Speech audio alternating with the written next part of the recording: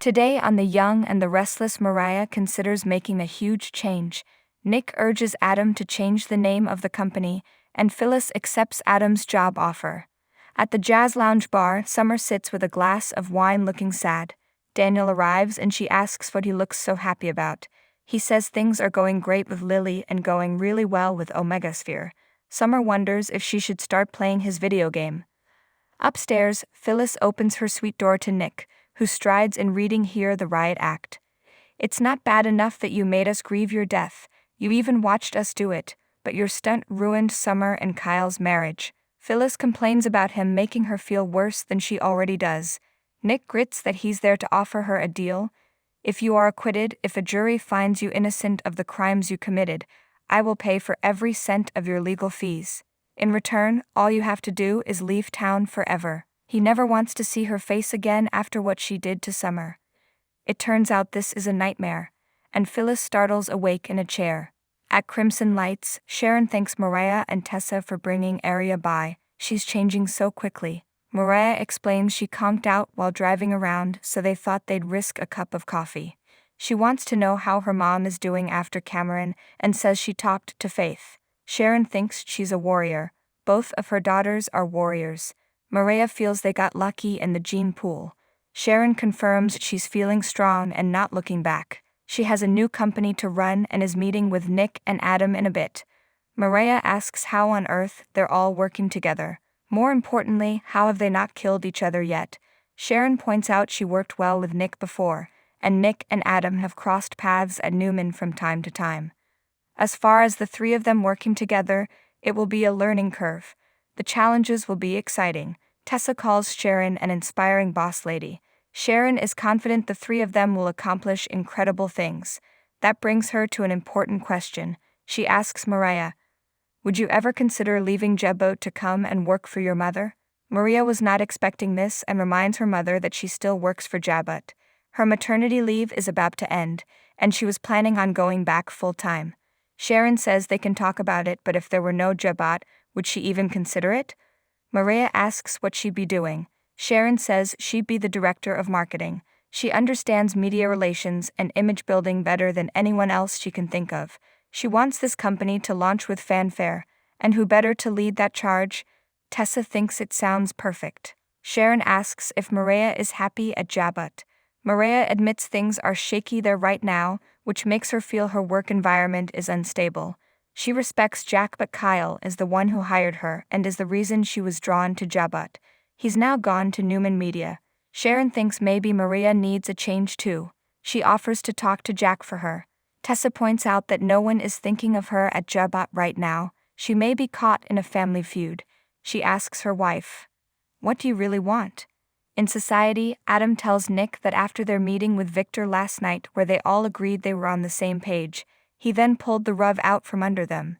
He said he needs to take charge himself and is calling the shots now. Adam adds that he took off for Germany, probably to line up financing. Nick doesn't think it makes sense. Adam says they're to do nothing and wait for further instructions. Nick thinks this is about Adam's plans to bring down Newman Media. He didn't just ruin things for himself, but ruined them for him and Sharon too. Good job. Adam insists it's not about him, but about them and their plans for the new company. They can start making moves right now. Nick says that Victor took over, and then went to Germany to secure financing. Given he can get someone to drop $1 million with a phone call, can Adam not see what is really going on here? Adams asks Nick to tell him what's really going on. Nick says it's a test. Adam's stubbornness demanded a reaction, and he provided one. Dad lays down the law and then slips off into the shadows because he wants to see if we'll follow his orders. Adam agrees it sounds like their father. Nick thinks they're screwed either way. If they follow through on their plans, they seem disobedient, and if they sit and wait for orders, they seem ineffective. Like they're wasting time. Adam feels if they lose momentum now, they might as well forget about the whole thing. They need to do what's right for the business now and call their dad's bluff. Nick smiles and nods. He asks if that means getting his hands on Newman Media. He's not down with that. That's about Adam settling old scores. Adam asks what Nick's idea is to show they deserve to be in control. Nick says they need to let the world know Augustus is set to be a powerhouse and get the business world talking. He adds, "And for God's sakes, man, change the company's name. It symbolizes everything that's wrong with your approach." Phyllis joins Summer and Daniel in the jazz lounge and apologizes for being late. She dozed off. She stops short and Daniel and Summer guess she's having flashbacks to her scene at the gala or her memorial. Phyllis is letting all of that go and insists she's a changed person. She always thought the Grand Phoenix was her most significant second chance, but it's actually her future with them, her beautiful children. She's committed to rebuilding her life and winning back their trust. Phyllis announces she has a decision to make and wants their input. "What do you think about me going to work for Adam Newman?" Summer gawps and Daniel lets out a wry laugh. Summer and Daniel don't think that teaming up with Adam is the best way to clean up her image. He's shady. Phyllis argues, "You don't even know what the position is yet." She tells them that he's running the old McCall Unlimited, which was acquired by Victor, and she would be the it whiz. She has bills and legal fees to pay, and Jeremy Stark took half of her money and her funds are frozen until after the trial. Her kids offer money, but Phyllis wants to work and be productive. It will keep her mind busy while she awaits trial. Summer says she'll try to find her something at Marchetti. Phyllis nixes the idea, although it's a sweet offer. She points out that Adam's not doing her a favor. He's offering her a high-level position because of her skills. She can handle Adam, but his partners are Nick and Sharon. Daniel smirks. Phyllis says she and Sharon are fine, it's Nick. "I don't think he'll ever forgive me for what my actions cost you." Summer isn't sure her dad is that angry. He hasn't said so to her. Phyllis laments bringing Jeremy Stark to Genoa City. She should have let Diane implode on her own. Daniel asks her to stop the second guessing. He and Summer are glad she's not dead, but if she's constantly looking back, then she can't be there with them in the present.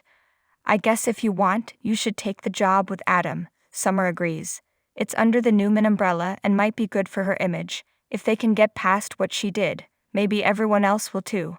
She's sure Nick can forgive her once he understands everything she went through. Phyllis thanks her. At Society, Adam wants to know what Nick thinks the company name should be. Nick feels it should be something that doesn't have to do with revenge, and that the three of them should come up with something. Adam snarks, "Like what? The terrific trio? The gleeful threesome?" "I know, we could call ourselves the Three Stooges." Nick asks his brother to stop being so defensive. All of his ideas come from a place of wounded pride and rejection. He needs to let his issues go and move on. He has and is in a much better place now. Nick plans to embrace the new venture as a way to get out of the inner circle and break free. They can both benefit from that. At the jazz lounge, Phyllis feels she's not responsible for her kids being so amazing. The credit goes to their fathers. She's going to take the job with Adam, but if she can't beat the charges and Christine gets her what she's always wanted and puts her in a jail cell, it won't matter. Summer complains about her negative mindset. She's sure the jury will understand why she did what she did, and she has a witness. Phyllis groans, "If he comes through for me." Summer tells her no more gloom and doom, new job, new you. Daniel assures her she has their love and support. Phyllis tears up and takes her kids' hands. At Crimson Lights, Tessa wants Maria to put herself first.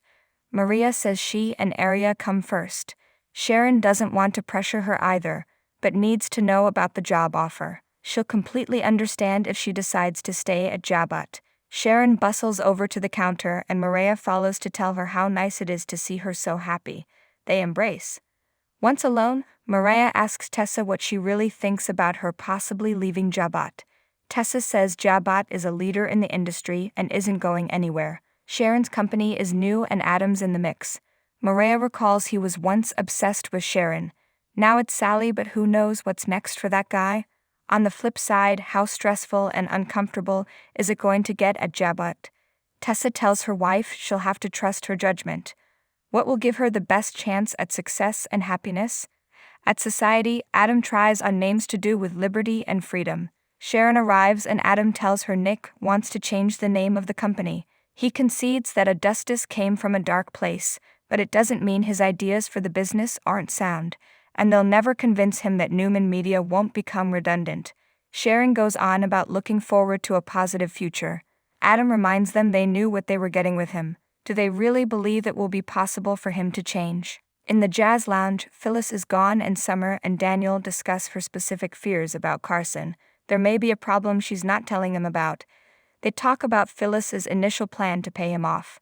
Daniel worries if he didn't really see anything. Summer says that means he's lying. Is their mother really on board with perjury? Daniel's sure there's something she's not telling them. At Crimson Lights, Maria would love to be by Sharon's side as she takes on the new venture. Tessa says it's a risk, but so is staying at Jabat. Maria guesses Tessa wants her to do this. Tessa says this opportunity is something special. She'd be a part of building something and would be working with Sharon. They kiss. At Society, Sharon tells Adam he likes to pretend he's a lost cause, but she knows better and thinks Nick does too. Nick concedes he's seen glimpses of a human being in there. Adam's heard enough, you win. Positive energy only from here on out. He'll forget about Victoria and Victor and his mind games. They have work to do and he won't think about Newman Media for the time being. Adam then tells them he made a move without consulting them. Nick fumes when he says he offered Phyllis a key position in the company and asks, "What were you thinking?" In her suite, Phyllis picks up her phone and dials Adam. She tells him she's decided to accept his job offer, but she's going to need his help with something first.